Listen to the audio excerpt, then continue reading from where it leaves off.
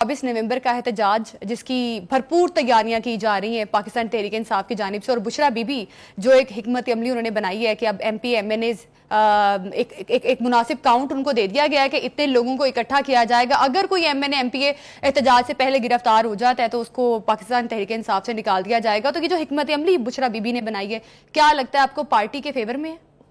پہلی بات تو یہ ہے کہ میں احتجاج کرتا ہوں، آپ آئندہ ان کو بشرا بی بی کے ساتھ اگر خاتون خانہ نہیں لگائیں گی تو میں آپ کی بات نہیں سنوں گا. وہ خاتون خانہ ہیں، آپ ان سے اتنے بڑے بڑے سیاسی فیصلے کروا رہی ہیں. ٹھیک ہے، اینی وے اس پر میرا احتجاج رجسٹر کریں. جی جی جی. دوسری بات یہ ہے کہ دیکھیے اب وقت چونکہ بہت تیزی سے گزر رہا ہے، بہت کم وقت رہ گیا ہے.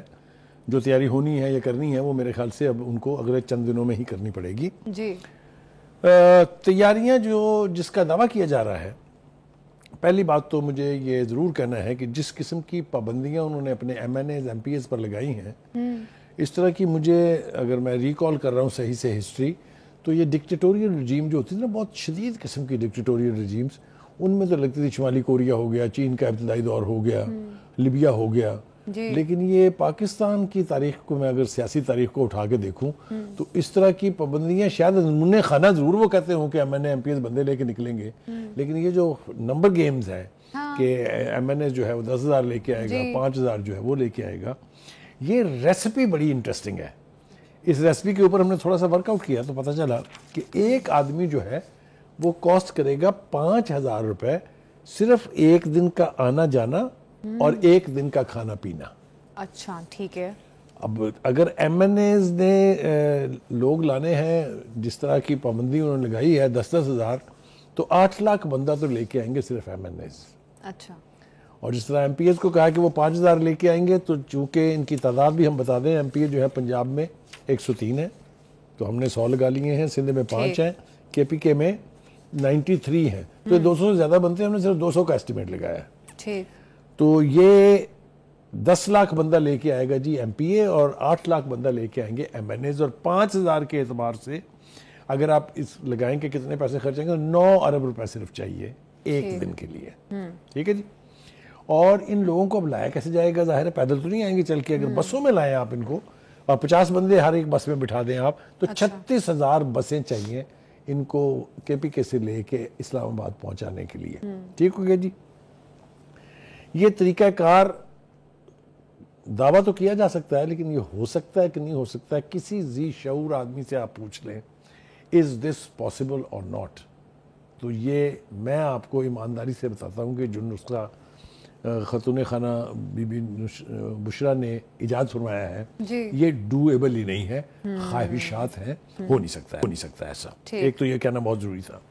دوسری طرف اگر آپ کو یاد ہو کہ ہم نے یہ کہا تھا کہ جو 9 مئی کا واقعہ ہوا ہے اس سے لوگ، خاص طور سے جو ورکر ہیں، ووٹر نہیں ورکرز، وہ بڑے ڈسگرنٹلڈ ہیں کیونکہ ان کو لاوارث چھوڑ دیا گیا. وہ اب تک 1 سال سے فوج کی تحویل میں ہے، مقدمات بھی نہیں چل رہے ان کے اوپر، گھر والے ان کے پریشان ہیں.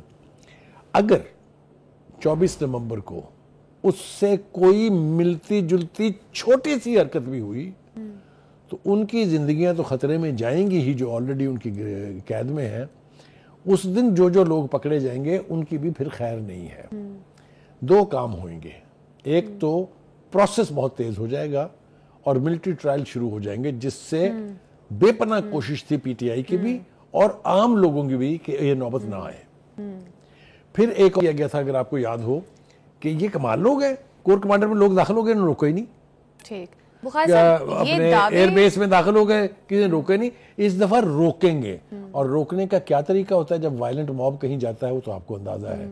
تو مجھے لگتا یہ ہے کہ یہ ایک آخری حربہ بھی ہے کہ کچھ ڈیڈ باڈیز مل جائیں اللہ کے نام پر ان کو، تاکہ ان کے احتجاج میں کوئی جان پڑ سکے. ٹھیک. اچھا بخاری صاحب، ایک طرف تو پاکستان تحریک انصاف کے یہ دعوے جو آپ بتا رہے ہیں، یہ ابھی احتجاج سے قبل کچھ نعرے لگائے گئے ہیں وزیر اعلیٰ کے پی کے سامنے. نعرے جو لگائے گئے ہیں پاکستان تحریک انصاف کے کارکنان کی جانب سے، مریم اورنگزیب نے بھی اسی کے جواب میں، عظمہ بخاری نے بھی اس سے ریلیٹڈ کچھ کہا ہے، وہ بھی ایک بار ناظرین کو سنا دیتے ہیں، پھر اس پہ مزید بات کرتے ہیں. کے پی کے وزیر اعلیٰ ہاؤس کے اندر جہاد کس کے خلاف ہے؟ ریاست کے خلاف. ریاست کے خلاف جہاد حکومتیں نہیں کرتی. وہ اگر طالبان کی طرح الجہاد کے نعرے لگائیں گے تو پھر ان کے ساتھ وہی سلوک ہوگا جو خارجیوں کے ساتھ کرنا چاہیے. اب بخاری صاحب آپ کو کیا لگ رہا ہے؟ ایک طرف نعرے لگائے جا رہے ہیں اتنے سخت قسم کے، اور کیا ہونے والا ہے؟ وہ جب پارٹی جو ہے نا وہ فصلی بٹیروں کے ہاتھ چڑھ جاتی ہے نا تو پھر ایسی چیزیں ہوتی ہیں جو نہیں ہونی چاہیے. حکومت کے خلاف جہاد حرام ہے، اسلامی نقطہ نظر سے بتا رہا ہوں. جہاد صرف دشمن کے خلاف ہے جس سے دین کو خطرہ ہو یا اسلامی مملکت کو خطرہ ہو. یہ نعرے کیوں لگوائے ہیں، کس نے لگوائے ہیں مت ان کے پلے نہیں ہے. ٹھیک ہے. اور وہ اپنے جو عظما بخاری ہیں وہ ٹھیک کہہ رہی ہیں کہ اگر آپ جہاد کرنے آ رہے ہیں حکومت کے ساتھ تو پھر آپ کے ساتھ سلوک بھی وہی ہوگا جو حکومت کے خلاف بغاوت کرنے والوں کے ساتھ ہوتا ہے. جس چیز سے میں ڈرا رہا تھا، میں ذرا سافٹ زبان میں کہہ رہا تھا، انہوں نے ذرا بھرپور انداز سے کہہ دیا. یہ مجھے بتائیے کہ ایک طرف تو آپ لگا رہے ہیں الجہاد کے نعرے اور حالت آپ کی یہ ہے، اتنی نرم حالت ہے، میں اور لفظ استعمال کرنا نہیں چاہتا، کہ آپ کہہ رہے ہیں کاش اسٹیبلشمنٹ ہم سے بات کر لے اس احتجاج کے حوالے سے. یہ وہی علامین گنڈا پور صاحب کہہ رہے ہیں جو نعرے لگوا رہے تھے کے پی کے ہاؤس میں یا چیف منسٹر ہاؤس میں. تو یہ جو ایکسٹریم لیول کا رویہ اپنایا جا رہا ہے، اس کی ہینڈلنگ بھی ویسی ہی ہوگی. تو آپ ذرا سوچ لیں نقصان کس کا ہوگا. بالکل بخاری صاحب، ایک طرف لوگوں کو ایکسٹریمزم کی طرف لگایا جا رہا ہے، دوسری طرف علامین گنڈا پور کہہ رہے ہیں کہ ہم اسٹیبلشمنٹ سے بات کرنے کو تیار ہیں. ایک طرف بشرا بی بی کہہ رہی ہیں کہ ایم پی ایم این اے کے ٹکٹ تک مطلب ہم پارٹی سے نکال دیں گے اگر آپ لوگ وہ کاؤنٹ نمبر جو دیا گیا وہ نہیں لے کر آتے. تو ایک طرف لوگوں کو پھر مس گائیڈ کیا جا رہا ہے، اس کا مطلب تو یہی نظر آ رہا ہے. دیکھیے خاتون خانہ جو ہیں وہ ساتھ ساتھ دھمکا بھی رہی ہیں M N A M Ps کو کہ اگر آپ نہ لے کے آئے تو آپ کی ایم این اے شپ ایم پی اے شپ گئی. بالکل احتجاج کے ساتھ کنڈیشنز کو مشروط کریں، اور مزید آپ آئندہ پھر کبھی خواب بھی نہ دیکھیں کہ آپ کو پی ٹی آئی ٹکٹ دے گی. یہ کون سا طریقہ ہے بھائی؟ کون سی سیاسی جماعت میں ہوتا ہے؟ آپ مجھے بتائیے، آپ نے پہلے کبھی یہ سنا ہے؟ نہیں، بالکل نہیں. تو یہ خاتون خانہ کی جو ریسپی ہے اس کے اوپر میں بات کر رہا تھا، لیکن میں جس بات کی طرف اور زیادہ توجہ دلانا چاہتا ہوں وہ یہ ہے، کچھ تو عظما بخاری نے کہہ دیا، کچھ ہمارے بھائی ہیں فیصل بوڈا جی، وہ نا ڈھنگ کی بات عین مناسب وقت پہ کرتے ہیں. تو میں پروگرام پہ آنے سے پہلے ان سے بات کر رہا تھا، میں نے فون کیا ان کو، میں نے کہا بتائیے 24 نومبر کو کیا ہونے جا رہا ہے.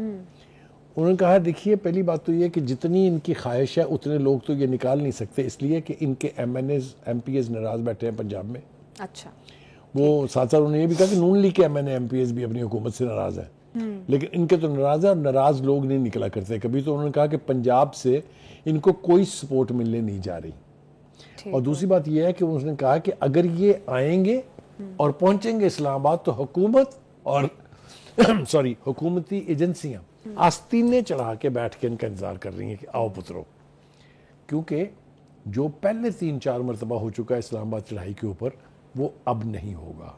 اچھا، مطلب پہلی بات تو یہ کہ رانا ثناء اللہ کے بیان کو اگر آپ سیریسلی لیں تو اس نے کہا اچھا جی پہلے تو تسی کر لیا نا جی، ایس باری ذرا اٹک دا پل پار کر کے دکھاؤ. مطلب کہنے کا یہ ہے کہ اگر ادھر سے دھمکیوں کی نوعیت میں گمبھیریت آ رہی ہے تو حکومت کے پاس آٹومیٹکلی ایک ویپن آ جاتا ہے ریئیکٹ کرنے کا. ٹھیک ہے جی.